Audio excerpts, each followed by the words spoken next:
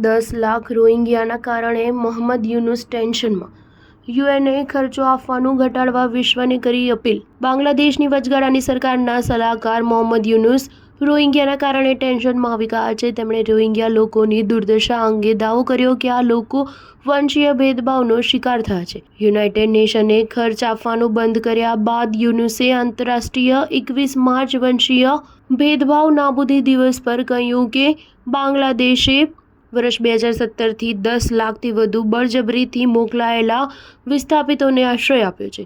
જો કે તેઓ મ્યાનમાર પાછા જાય તે જ અમારા માટેનું સ્થાયી સમાધાન છે। ઢાકા ટ્રિબ્યુનલના રિપોર્ટ મુજબ યુનુસે વિશ્વભરના દેશોને વિનંતી કરી છે કે તેઓ રોહિંગ્યાને પરત પોતાના દેશ મ્યાનમાર મોકલવાના પ્રયાસોમાં સક્રિય રીતે સામેલ થાય।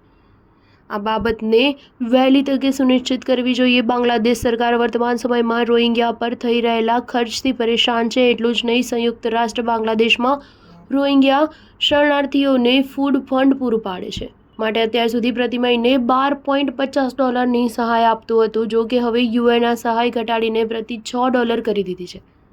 આવી સ્થિતિમાં મોહમ્મદ યુનુસ સરકાર ટેન્શનમાં આવી ગયું છે। સૌથી ચોંકાવનારી વાત એ છે કે યુએનને ફંડ મળી રહ્યું નથી, તેથી તેમણે સહાયમાં ઘટાડો કર્યો હોવાનો રિપોર્ટ સામે આવ્યો છે। આમ યુએનના નિર્ણયના કારણે વિશ્વની સૌથી મોટી શરણાર્થી વસ્તી પર ભૂખમરાનો ખતરો મંડાઈ રહ્યો છે। મીડિયા રિપોર્ટ મુજબ બાંગ્લાદેશને અપાતી સહાય મુદ્દે વર્લ્ડ ફૂડ પ્રોગ્રામે કહ્યું હતું કે તેઓ રાશન માટે પ્રતિ મહિને $12.50 એકત્ર કરવાનો પ્રયાસ કરી રહ્યા હતા। જો કે વિશ્વના ઘણા દેશો ફંડ આપી રહ્યા નથી।